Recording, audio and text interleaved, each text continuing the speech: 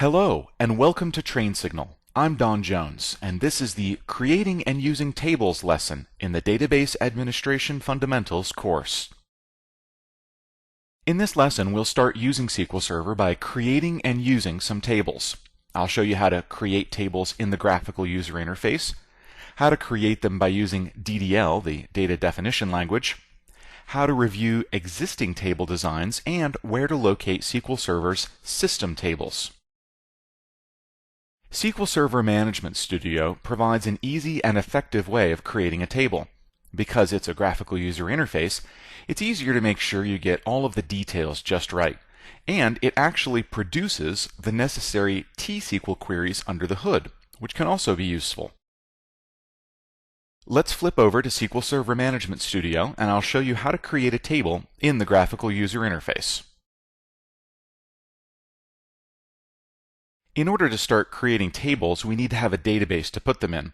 Right now, I only have the AdventureWorks sample database. I don't want to create new tables in there. I kind of want to keep that sample database intact, so I'll create a new database to start with. We'll give it a name. I'll just call it test. And for the most part, I'm just going to accept the remaining defaults. I am going to bump up the initial size a little bit, give us some room to add data to it, and click OK. So now I have a new test database, and you can see that it has no tables built in, so I will right-click to create a new table. Now we just need to specify the column names. For example, we can create an ID field that will be an integer, and we don't want to allow that to be null. We'll create one called name, make this a varchar of 200 characters. We'll let that one be null, and let's put in one more, address. We'll make this varchar max and allow it to be null as well. When we finish, there's a couple of different ways you can save this. Click the Save button. You'll be prompted to name the table. We'll call this just people. And you can see it pop up over here in the Object Explorer. Let's briefly create another new table. This will open a separate tab. We'll call this ID with integer, no nulls, and let's call this one product, varchar 100. And instead of saving this one, I'm going to script it. So this actually is the T-SQL necessary to create that particular table. A lot of this stuff that occurs up front is just sort of standard boilerplate. The real good stuff is right down here with the create table command. So I'm actually just going to copy that to the Windows clipboard, cancel this. I'm going to close that tab. I do not want to save changes. So you can see I do not have a table over here now. I just created the script necessary to create that table. So it's pretty straightforward to go into the GUI and create these things however you want to. You don't have to let the GUI actually commit that change. You can choose to just save the necessary DDL command either to the clipboard, as I did, or even output it to a file for later use. If you need to automate the creation of a table, or if you just want to be a little bit more efficient, then T-SQL DDL queries are the way to go. Remember, you can prototype a table in the GUI and then have it create the DDL for you. Let's go back to SQL Server Management Studio, where I'll use Query Analyzer to create a new table by using DDL. Remember, to open up a new Query Analyzer window, you just hit New Query. You do need to make sure that you focus on the correct database. For example, I'm currently in the master database, which is one of SQL Server's databases. I don't want to mess with that, so I could use this drop-down box to select my test database, but instead, let's say use test.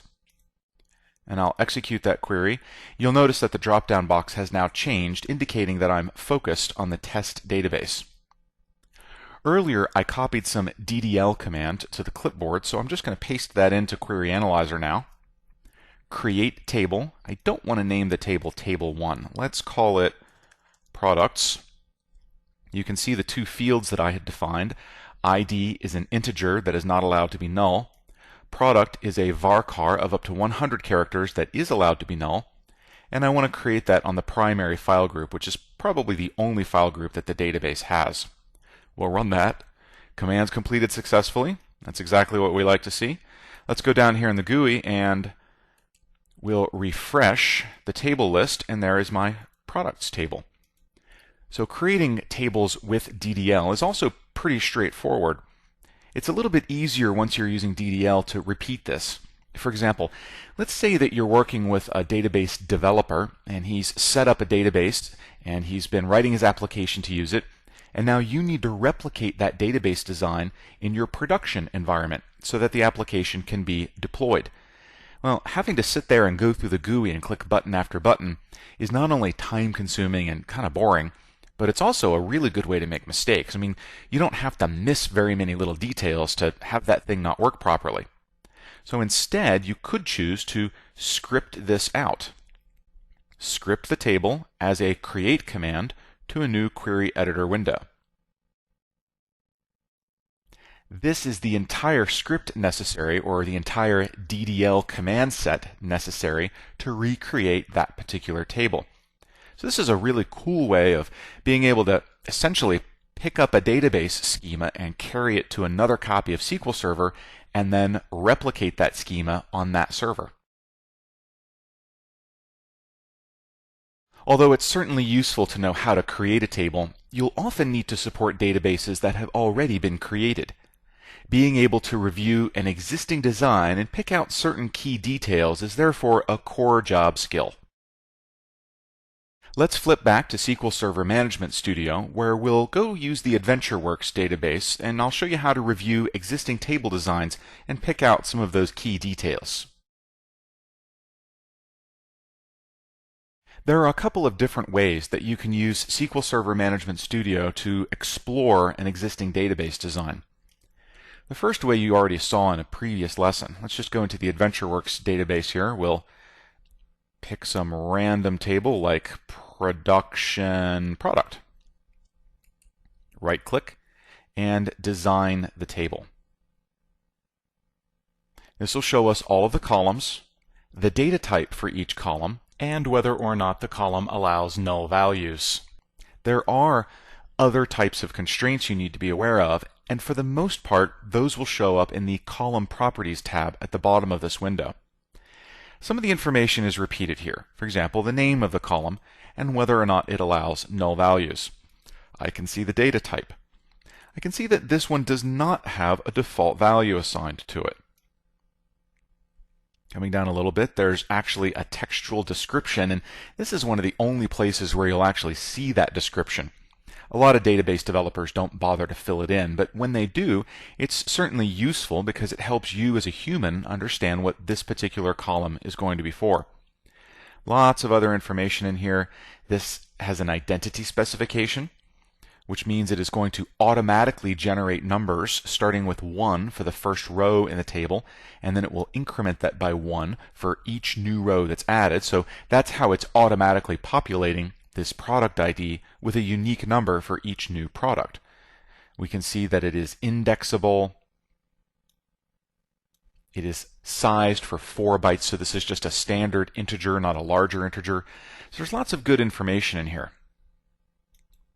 Now, another way that you can explore an existing tables design is to right-click it and script it as a create statement, perhaps to a new query editor window, just so that it's easy to quickly review. This is kind of a condensed place to look at the exact same information that we just saw in the GUI. Really, everything in this create table statement is what you want to look at.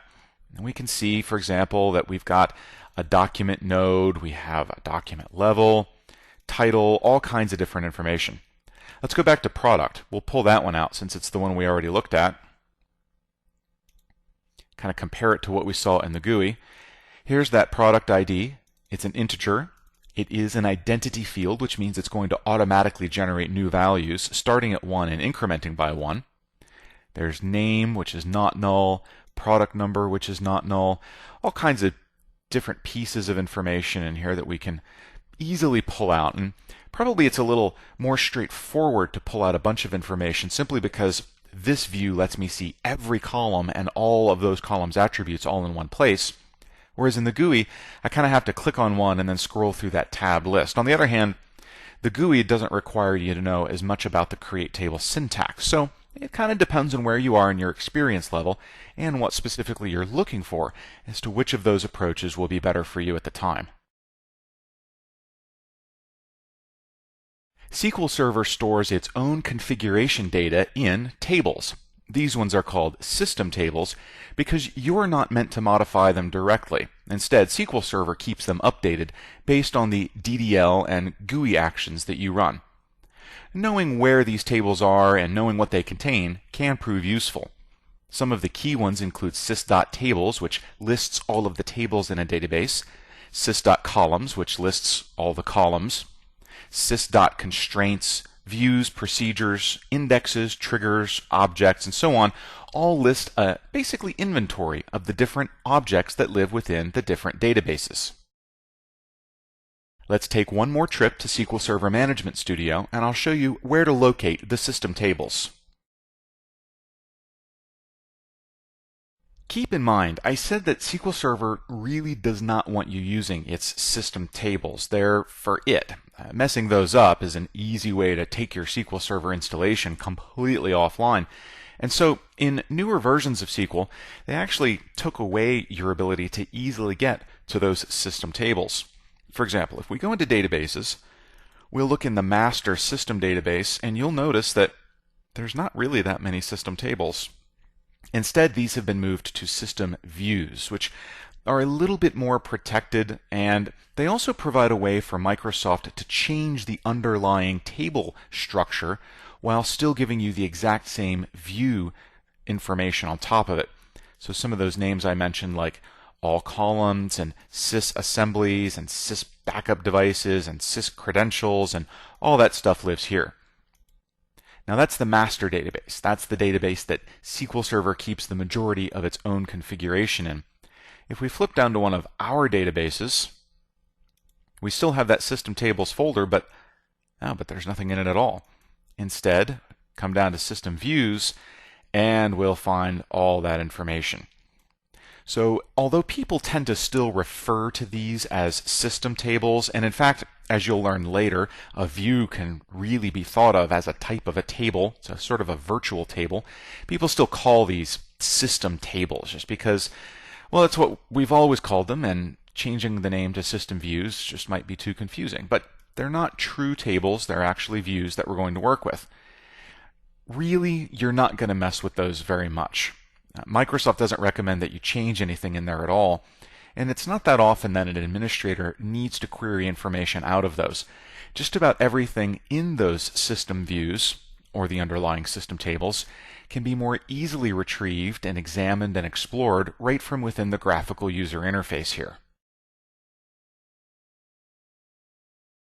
In this lesson, you learned how to create tables using the graphical user interface and how to create tables by using DDL.